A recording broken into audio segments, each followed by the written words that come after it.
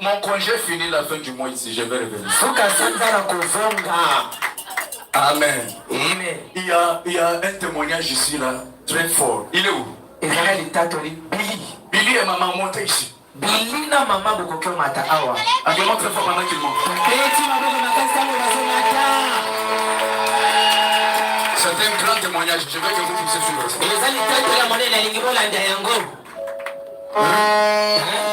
Même si je suis venu pour être délivré, toi tu es venu faire maison.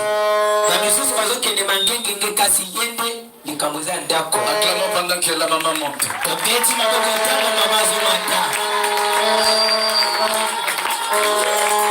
Dieu de Branham n'agit pas. Vous allez suivre ce que Dieu de Branham.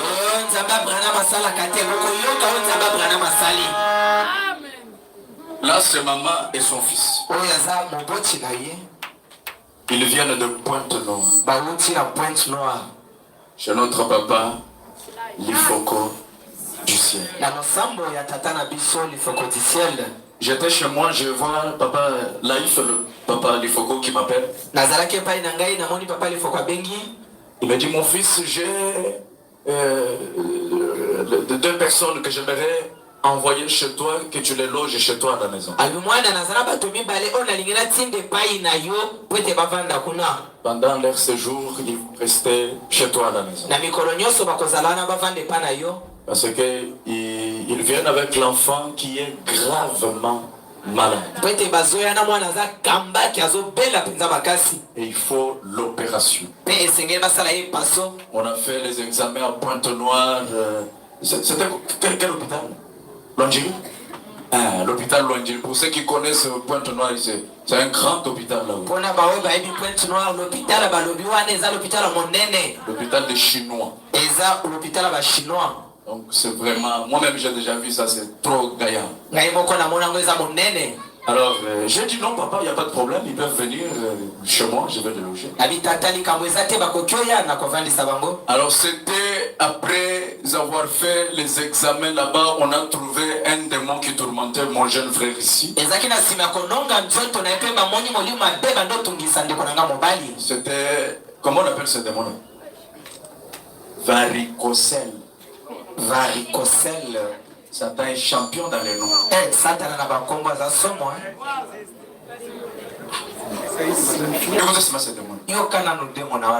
Alors comment ça se fait? Ça devait, il fallait l'opération.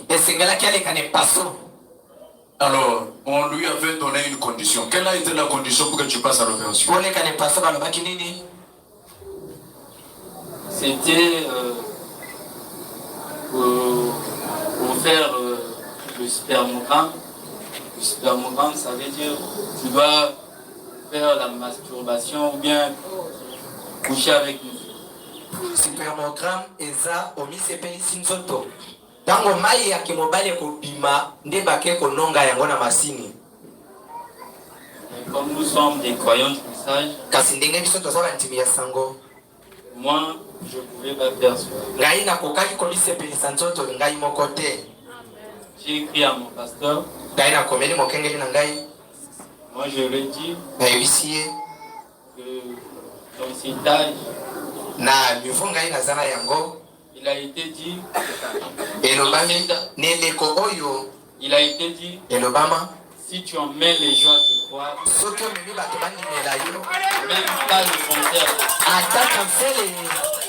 même pas la varicocèle, ne peut résister à ta. C'était du fond du fond de mon cœur. Le pasteur m'a dit, mon fils, tu traverses de l'autre côté.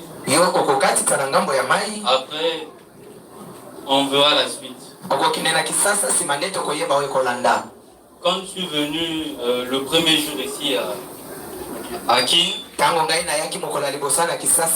je suis entré dans la maison du pasteur Grace. Le pasteur Grace m'a dit, tu es guéri.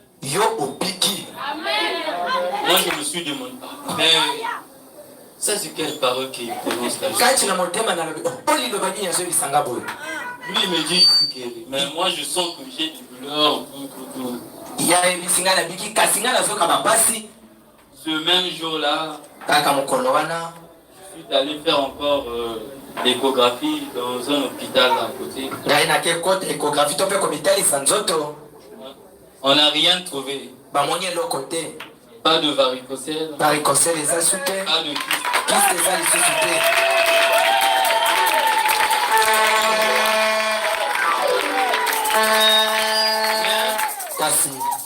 Le diable a changé de forme.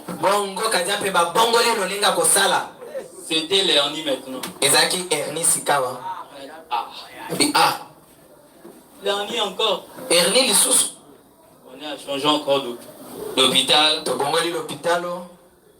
Le diable a changé encore de forme. C'est maintenant le kyste. On a dit, qu'est-ce qu'on va faire? Pour interpréter l'échographie dans l'autre hôpital, le deuxième hôpital qu'on avait fait l'échographie, c'était un mercredi, je crois. J'ai prié le matin. J'ai dit que toi, le spécialiste Jésus, que tu puisses faire quelque chose.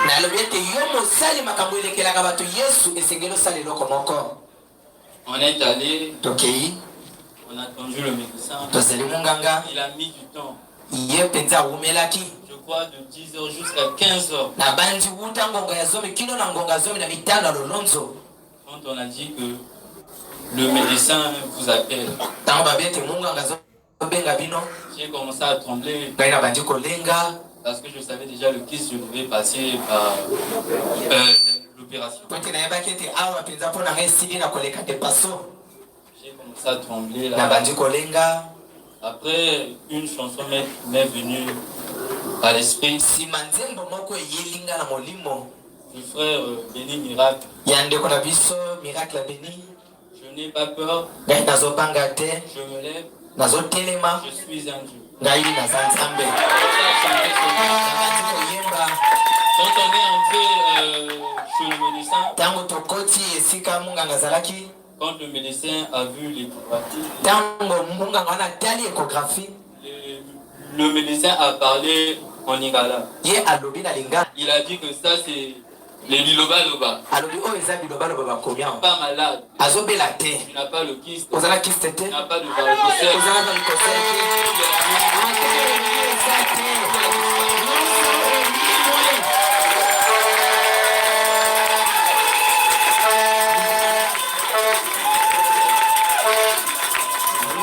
Là où j'étais dépassé.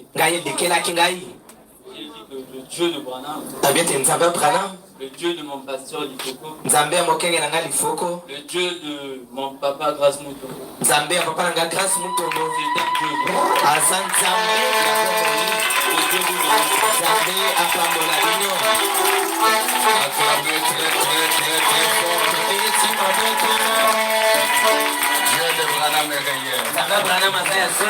Alors on les acclame pendant qu'ils retournent à leur place.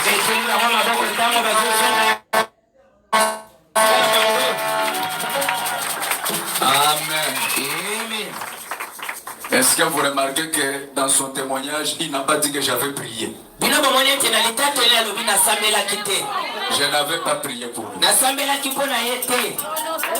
Le premier jour qu'on l'amène chez moi, il était vraiment... Là, il a pris vraiment du poids.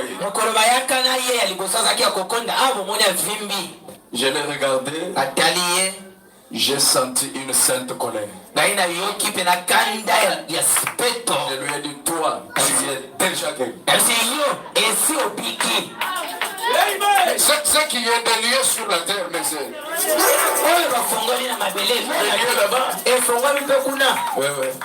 Dieu est capable de faire de grandes choses. Ils ont changé d'hôpital, ils sont même partis au cinquantenaire. Et c'est de là qu'on dit, mais il n'y a rien. Et ce jour-là, il est revenu, et lui et la maman, ils étaient fous à la maison.